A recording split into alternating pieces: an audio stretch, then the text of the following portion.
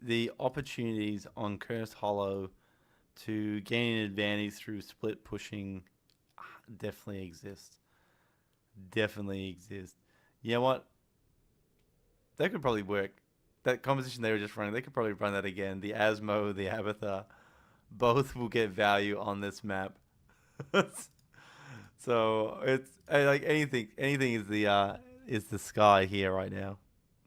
I'm not sure about the Cho'Gath working here at Cursed Hollow, but the Asmodan, sure, we've seen it more than enough in ANZ Hero League.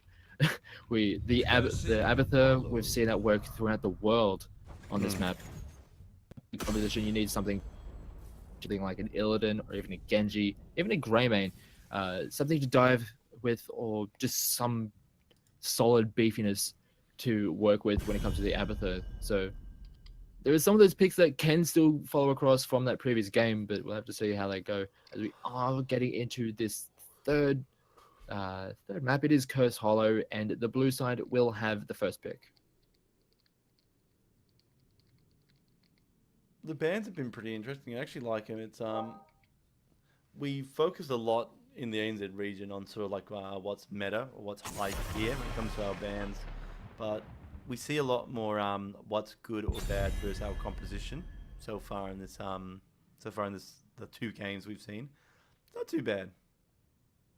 Yeah, very interesting drafting styles from both sides, and as we were mentioning, this is pretty much just a tournament essentially for fun, and we're not necessarily expecting the highest, the toppest level, like HGC level of play, but been very pleasantly surprised by what we've been seeing so far.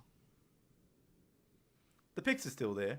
Like it's and I really feel in that last game, you know, the example gameplay is the Abathur just doing that little extra 3% that we saw, that we didn't see, you know, soaking in another lane, is body soaking in the lane. We didn't see it from Abathur last game, but it was focusing on keeping Cho'Gath alive so much. It worked out for him, right? You know, we're talking about a small percentage increase in performance. It's not that bad. But it was Sylvanas being removed. Sylvanas is a weird one on this map. I remember when she first came out, and even though the objective is kind of like the super version of Sylvanas for this map, I still feel that her ability to push with teammates or with the boss does lead her to have some benefit on this map. But it is a very weird ban for Cursed Hollow seeing Sylvanas up there. Yeah, well, Sylvanas can kind of get advantage, get use in any map, but it's just very highly situational with how you're going to be able to work with it. As you mentioned, it's pretty much just like a more concentrated version of the objective of Cursed Hollow. So yeah, can you get a lot of work done with the pushing on that? But already we've seen some rather quick fire picks. We've got the Varian first up on the side of Unpeeled Bananas, but the Rhaegar and the Chromie again on the side of Team Phijkchu. I always find Varian's a little bit dangerous here in Cursed Hollow because he takes time to ramp up until you sort of like reach level 10. You are almost giving away a lot of early objectives because you're waiting for him to get powerful, waiting for him to become useful. I think the Chromie pickup's great on this map because you can really punish the objective spawns. Someone goes to pick up something, you can throw damage there. There is a little bit of a corridor around each objective as well, so you can predict heroes or enemy pathing pretty easily. I think the Chromie is a great pickup just to poke at the objective and to get that damage. Oh my god, the Stitches in the house! Yeah! And not only the Stitches, they've got a really good follow-up with that. With a Malfurion, yep. Roots on the end of that. They have a really good idea of synergies, and they want to bring out their best. And that Stitches Malfurion combo, we've seen it done throughout the world for, I guess, well over a year by this point. It's so very strong. And hey, if that Chromie's going to be standing on that backline, she has to be very careful of where she stands. And if she's trying to tee off with all that damage, she has to be very wary that hook could be coming her way. Look at this. We got Rhaegar, we got Chromie. Anyone right now on the enemy team, we have to be concerned about that hook. I mean, it's quick ban on Illidan. I mean, he is still open on the table. I guess you could have seen Unpeeled Banana pick him up. I don't think so. I really like that dive blow. I want to see a ban. Medivh on the side of Unpeeled Bananas. A Medivh, I think, would work really well. Oh, hello. Wow. That's aggressive and damage heavy on the side of Team Pikachu. They want to kill people. They don't care how. They just want to go in face first and then to kill people. That works really good with the stitches. So people ask, like, what are some of the counter plays stitches? It's when he does hook a target, you overrun. And go with him. Yeah, it's like, don't let your mate die by himself. At least go in there and support him. So with the Butcher and Zeratul, they can blink and charge into it. I think it's actually a pretty good, or an interesting way to try and deal with the stitches.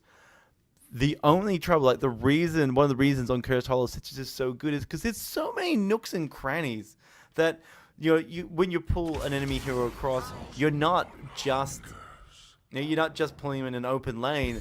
There's places you can pull them into and block them in or hide them in or have so much terrain between you and the enemy team that you can't overrun them. So that's the Cursed Hollow. But look at the Tyrant and Arthas, both great pickups, a great follow-ups. Those last few picks were... So on the side of Unpeeled Bananas, they don't have a traditional DPS hero. They don't have any assassins, unless you count how Tyrant is currently played as an assassin. She can output a decent amount, but could this be a Twin Blade variant coming out here? Because where is their damage going to come from otherwise? Yeah, but there's no tank on the side of Team Pikachu. They picked Abathur. We have like 3 tanks on the side of Unpeeled Bananas, but on the other side we've got none. They do have some help with the Abathur. He can help out a little bit, and the sustainability from Butcher and his mark can kind of help him be like a pseudo tank, but they are going to die very quickly or very painfully. All right, this is I don't know. I mean, there's damage. We're kind of at a loss for words with how this one ended up. Those last 3 picks, it was looking really like solid for both sides, and then those last 3 picks, it was like, okay, this is going into a weird direction. Well, I mean, to be honest, I still feel that Unpeeled Banana has a pretty good lineup. They've got directions to take. They've got Arthas. He can go. He can go his sword build, D build. They've got Varian. He can go in. He's even taking Kings. Look at this, High King's Quest. So he is going for the damage. So I think we are going to see Twin Blades off that one. Arthas Or even Colossus Smash. Oh, Colossus Smash. He could go anywhere. They actually, just thinking about it right now, when they get to level 10, they do have a decent amount of just shred. They have the Hunter's Mark, they have Colossus Smash, and they can, sure they're just a whole bunch of tanks, but they can do a whole lot of damage as the Zeratul is getting caught out right at the start. Did you see that bad blink? Is going to help finish that off. Did you see that bad blink? Misclick on the blink there. Oh, unfortunate there, but that is going to be first blood, and yeah, the members of Team Pikachu are already moved off to the other lanes, but nice little early kill is going to help out their morale real nice. Well, again, takes us back to Dragonshy here, is that Chromie's the only one in the mid lane. So they could just do a lovely push here and just pressure the mid lane right now. Even with Zeratul, there's only Zeratul. He can't stay because you can lock him down and get the kill. So I guess this is what I don't like about Team Pikachu's draft is what are you doing about your lanes?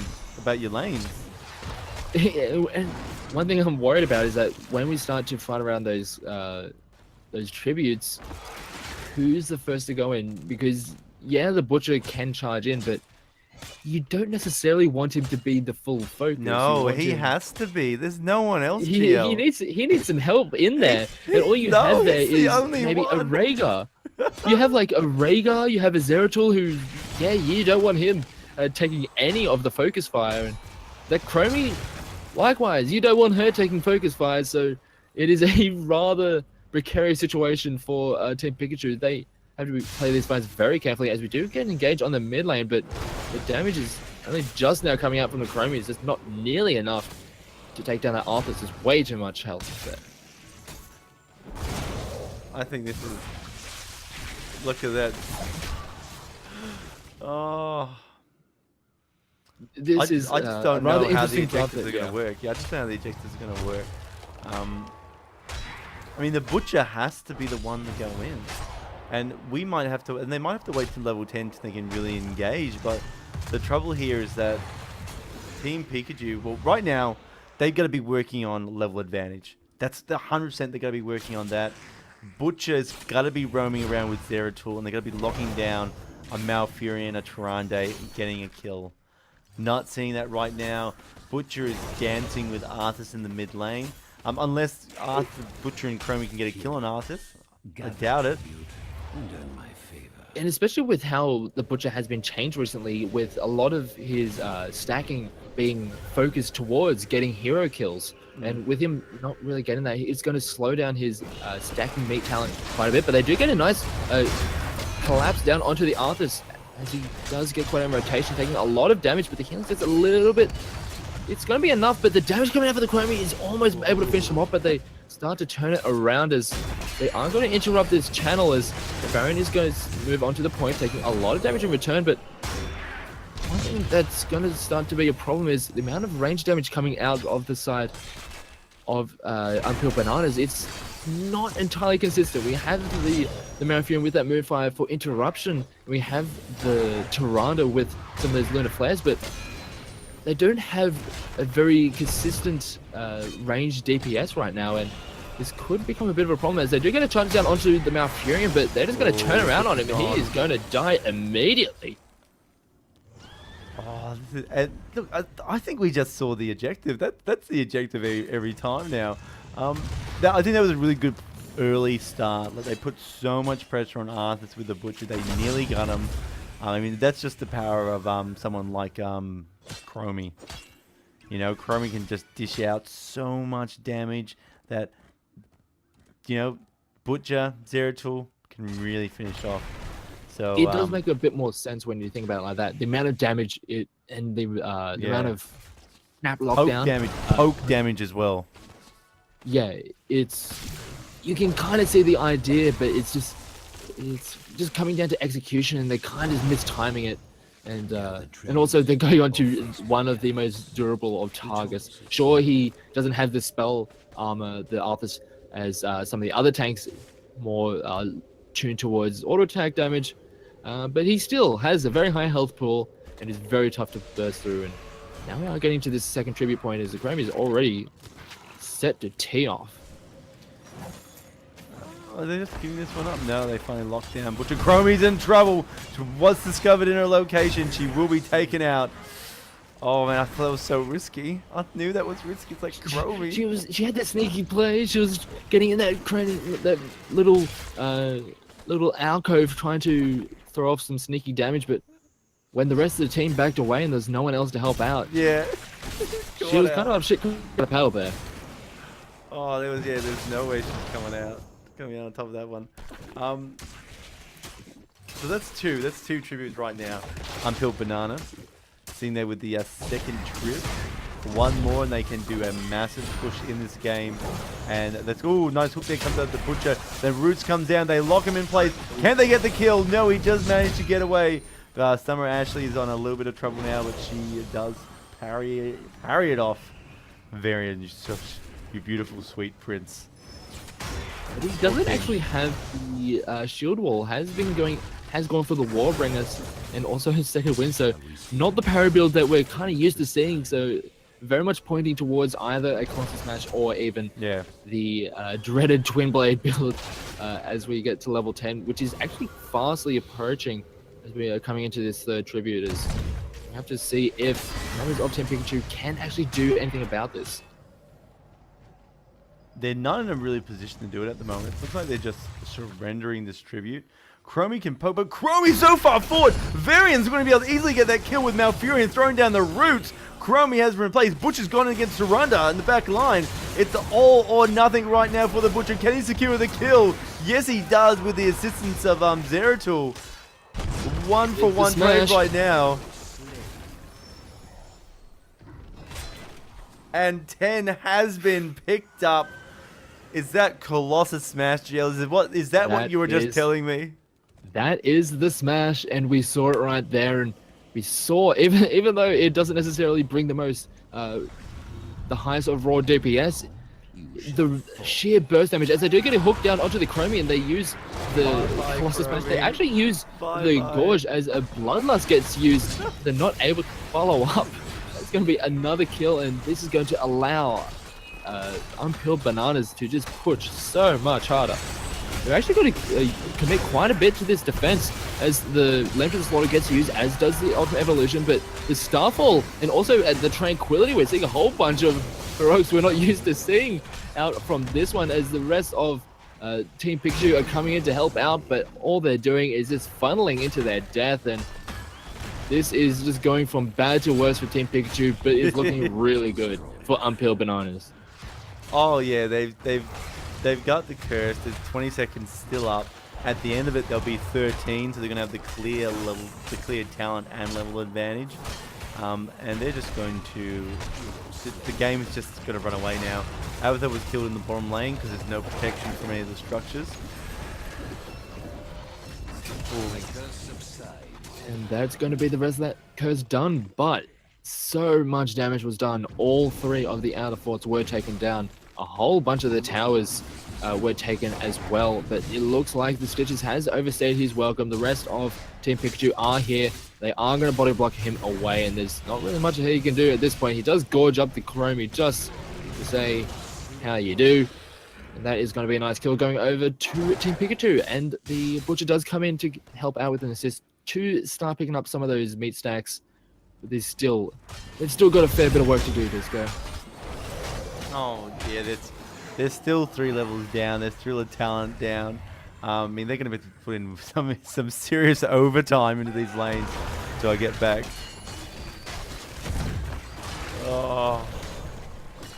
And now they're working towards the boss. They have all the room in the world, essentially. Yeah, they have lost their Stitches, but they have still another 2 tanks in the bag that can deal, or they can sustain through this, and also 2 supports. So who needs DPS when you have all the tanks and all the supports in the world? And they got Turunda as well. They got Hunter's Mark. So, you know, that's what I was mentioning at the start. Like, they've got Colossus. Yeah, they've got Colossus Smash. They've got Hunter's Mark. So any target they can just shred down immediately, as we do see the Zeratul hunting in the night. He's going to do a lot of damage onto the Turanda. Not able to get the kill just yet. A nice Lunar Flare just land, but not able to finish him off, as the Butcher does fall in the mid lane while the supports are dealing with the Zeratul on their own. Actually, if you let the Rhaegar go, but they just take the Chromie for it instead, she is going to be the sacrificial lamb, as she does fall down, and my favor. a fight being yum yum. Multiple fronts, yeah. Without a tank, like you talked about, like finding multiple fronts. Without a tank, there is no front. That's the trouble. It's all backline, so everyone's a target. Also, I do want to point out that the husband and wife duo working together to deal with that Zeratul was quite nice. You romantic, you. Hey, it worked. I mean, the Malfurion, well, the Turanda was taking damage. The Malfurion comes along and they just force away that Zeratul. He was just like not having any of that. And now we're starting to see the second boss taken for Unpeeled Banana. I want to see a big rotation now. I want to see Unpeeled Banana rotate to mid lane or even the bottom lane. Let's go mid lane and just push that in. Use the boss as a distraction. Now they are currently in the mid mercenary camp right now. Not bad, not bad. Go mid. I really want to see him go mid right now. I don't want to see him push with this boss. Ooh, it is still a rather okay option to go with, but they need to push them away from the boss, try and put a lot of pressure down onto the keep, but then it's not really there in time, and that boss is getting absolutely nothing done. It's just a little bit of damage. However, the Lamb to Slaughter gets popped. Chromie, massive hook! Oh, the fishing hook comes out huge as they lock down that Chromie, and that is a lot of the damage done. Tranquility gets used as the Rhaegar does get out of there just in time, but the damage has been done. They did use the Gorge on the Butcher, and he will fall as well, and that is 2 down. All there is left is the Zeratul to try and finish them off, but he is going to be doing absolutely nothing as that Colossus Smash just absolutely decimates that poor Protoss. And this looks like this could very well be the end. The Chromie is back up thanks to it just still being a reasonably short game so far. The death timers aren't too long just yet, but they're not worried about anyone coming out of that. The death timers, they're only short because they're like 3 levels down. It's like, it's not even a saving grace. Yeah, essentially that is the saving grace, and they will hold on for just a little bit, but yeah, that is a lot of their base just gutted at this point. And even then, it's like there's so much that Team Phijkchu have to do to get back into this. They are still losing out on objectives. They are not going to be able to get to this next tribute, and this is going to be a rough one. Oh man, you tell Team Phijkchu how rough it's going to be. They are going to be shocked at the next of the proceedings. They're slowly regaining. That kill on Varian was actually pretty good for them because they're the lower level team. Obviously, they get more experience when they do secure kills. But yeah, they're still a talent down. They're still 2 levels down, and if it keeps going, actually, you know what? The blue team right now, they can wait for the next tribute, to be honest. They don't have to rush this at all. I think they should be looking at the lanes where the enemy team is. Like, the enemy team is obviously split now. They saw Butcher in the top lane on the mini-map because blue mobs were there, and Zeratul in the mid. I think they really need to be here we go. Fights. Oh, the hook! Oh, the spacing is actually wrong. Zeratul doesn't get captured. Bloodlust was popped, but it's too late. Rhaegar has already fallen. Chromie tries to escape, but she is removed as well. And Zeratul, remain calm, Zeratul. That's all you can do right now.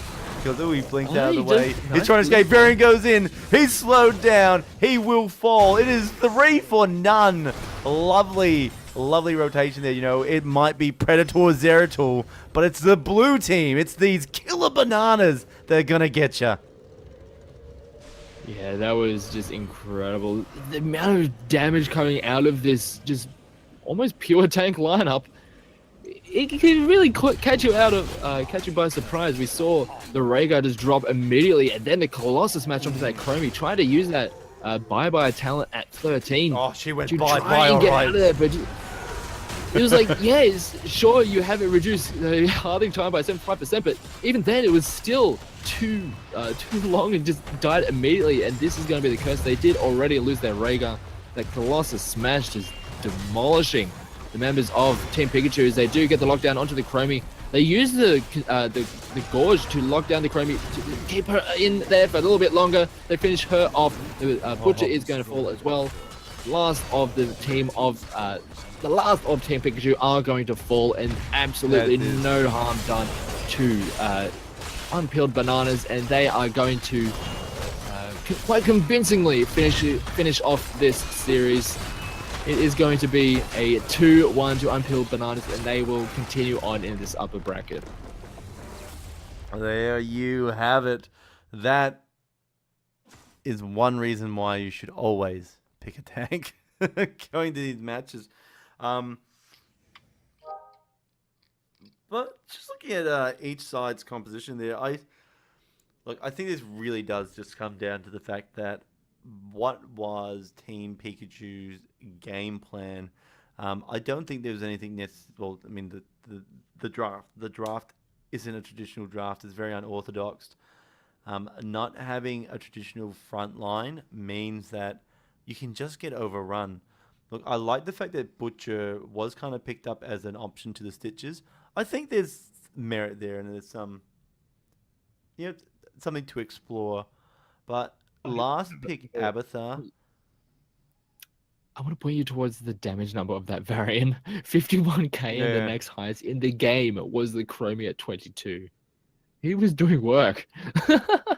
Well, you looked at these. If you looked at this team composition, he was like one of the highest, as in he was one of the highest potential damage dealers. Stitches isn't doing massive damage. Malfurion's not. Tyranda's not. So it was really a fight between him and Arthas, and Arthas very much went down the sort of tanking lockdown route. So I feel it's kind of understandable that Varian would be on top. Yeah, and now we get to see them move on. They will be going up against Team High Expectations Ooh. on the upper bracket, whereas I Team expect Pikachu big will drop things. to verse. Yeah, we have high expectations of both these teams.